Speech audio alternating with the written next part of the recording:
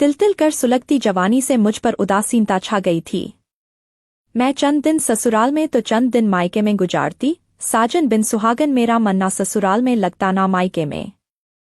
मगर ऐसी हालत में भी मैंने अपने कदमों को कभी बहकने नहीं दिया था।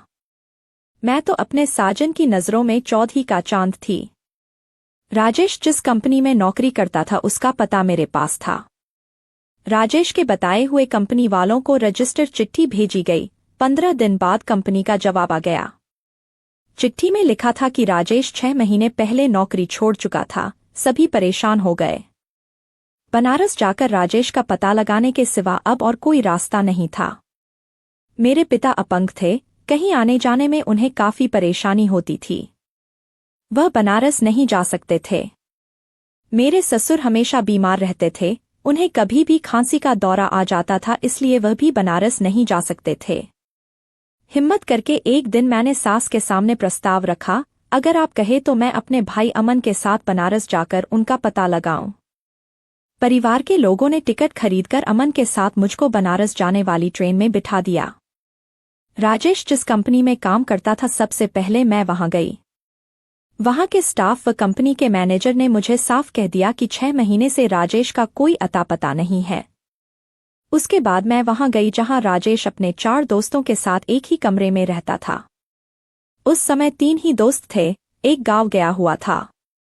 तीनों दोस्तों ने मेरा भरपूर स्वागत किया। उन्होंने मुझे बताया कि 6 महीने पहले राजेश यहाँ यह कहकर चला गया था कि उसे एक अच्छी नौकरी और रहने की जगह मिल गई है, मगर सच्चाई कुछ और थी। कैसी सच्चाई, यह पूछते हुए मेरा दिल धड़कने लगा। दरअसल उसे किसी अमीर औरत से प्यार हो गया था, वह उसी के साथ रहने चला गया था। 3 दोस्तों में से एक दोस्त ने बताया मुझको। लगा जैसे मेरे दिल की धड़कन बंद हो जाएगी और मैं मर जाऊंगी। मेरे हाथ पैर सुन हो गए थे, मगर जल्द ही मैंने अपने आप को काबू में कर लिया। मैंने पूछा, वह औरत कहाँ रहती है? तीनों में से एक ने कहा, यह हम तीनों में से किसी को पता नहीं है, सिर्फ सोहन को पता है उस औरत के बारे में। हम लोगों ने उससे बहुत पूछा था मगर उसने बताया नहीं था। उसका कहना था कि उसने राजेश से वादा किया है कि उसकी प्रेमिका के बारे में वह किसी को कुछ नहीं बताएगा। सोहन कौन? मैंने पूछा। वह हम लोगों के साथ ही रहता है, अभी वह गांव गया हुआ है। वह 1 महीने बाद आएगा। आप पूछ कर देखिएगा, शायद वह आपको बता दे। मगर तब तक मैं कहाँ रहूं? चाहे तो आप इसी कमरे में रह सकती हैं। रात में हम लोग इधर उधर सो लेंगे। मगर मैं उन लोगों के साथ रहने को तैयार नहीं हुई। मुझे मेरे पति की बात याद आ गई थी। गांव से विदा लेते समय राजेश ने उससे कहा था, मैं तुम्हें ले जाकर अपने साथ रख सकता था, मगर दोस्तों पर भरोसा करना ठीक नहीं है। वैसे तो वे बहुत अच्छे हैं, मगर कब उनकी नीयत बदल जाए और तुम्हारी इज्जत पर दाग लगा दे इसकी कोई गारंटी नहीं है। मैं अपने भाई अमन के साथ एक धर्मशाला में चली गई। धर्मशाला में मुझे सिर्फ 3 दिन रहने दिया गया। चौथे दिन वहां से मुझे जाने के लिए कह दिया गया, तो मजबूर होकर मुझे धर्मशाला छोड़नी पड़ी। गांव से चलते समय मुझको पूरा यकीन था कि बनारस जाकर मैं अपने पति को ढूंढ लूंगी, लेकिन ऐसा नहीं हुआ। फिर मायूस होकर गंगा के किनारे बैठकर मैं यह सोच रही थी कि अब मुझे क्या करना चाहिए। पास ही मेरा 10 साल का भाई अमन बैठा हुआ था। अचानक मेरे पास एक 40 साल का शख्स आया। पहले उसने मुझको ध्यान से देखा, उसके बाद कहा, लगता है कि तुम यहाँ की नहीं हो, कहीं और से आई हो। काफी चिंता में भी हो, कोई परेशानी हो तो बताओ, मैं मदद करूंगा। वह शख्स मुझको हमदर्द लगा। मैंने बता दिया कि मैं कहाँ से और क्यों आई हूँ। वह शख्स मेरे पास बैठ गया। अपनापन जताते हुए उसने कहा, मेरा नाम राम सिंह है। मेरा घर पास ही में है। जब तक तुम्हारा पति मिल नहीं जाता तब तक तुम मेरे घर में रह सकती हो। तुम्हें कोई परेशानी नहीं होगी। मेरी जान पहचान बहुतों से है। तुम्हारे पति को मैं बहुत जल्दी ढूंढ निकाल लूंगा। जरूरत पड़ने पर पुलिस की मदद भी लूंगा। कुछ सोचते हुए मैंने कहा, अपने घर ले जाकर मेरे साथ कुछ गलत हरकत तो नहीं करेंगे? तुम पति की तलाश करना चाहती हो तो तुम्हें मुझ पर यकीन करना ही होगा। आपके घर में कौन कौन है?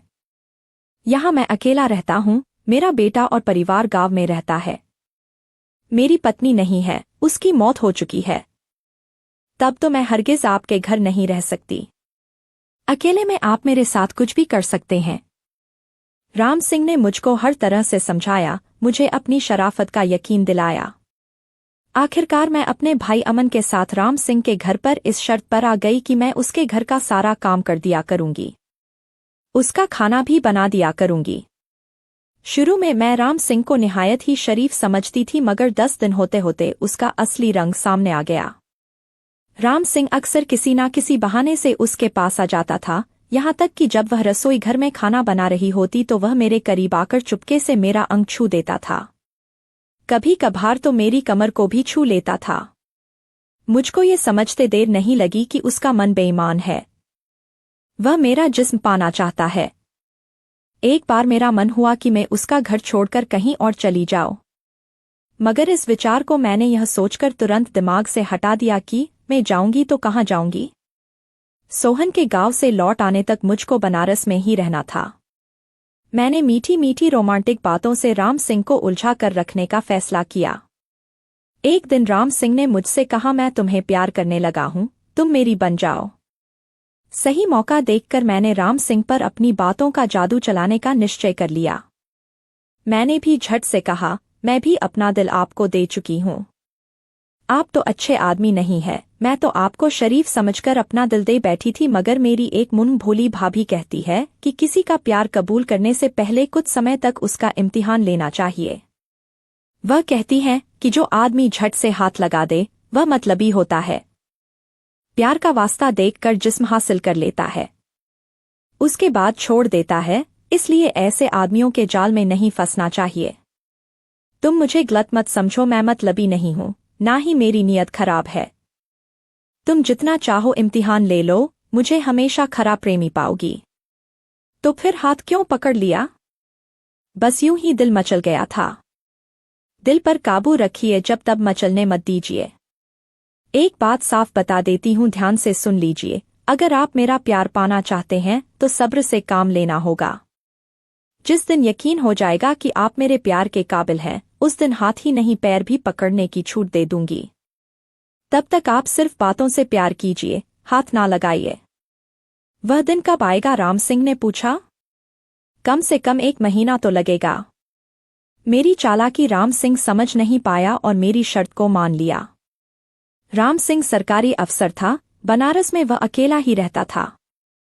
जब तक उसकी पत्नी जिंदा थी वह साल में 4-5 बार गांव जाता था। पत्नी की मौत के बाद उसने गांव जाना ही छोड़ दिया था। दरअसल राम सिंह औरत के बिना नहीं रह सकता था, वह वासना का भेड़िया था।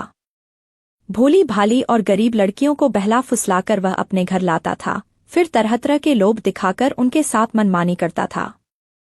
राम सिंह मुझको निहायत ही भोली भाली समझता था, पर वह मेरी चालाकी समझ नहीं पाया। उसे लगा कि वह मेरी बात मान लेगा तो मैं राजी खुशी उसका बिस्तर गर्म कर दूंगी। फिर तो वह मेरा दिल जीतने के लिए जीतोड़ कोशिश करने लगा। मेरी हर जरूरत पर ध्यान देने लगा, महंगे से महंगा गिफ्ट भी वह मुझे देने लगा। इस तरह 10 दिन और बीत गए। इस बीच मुझको राजेश की कोई खबर नहीं मिली।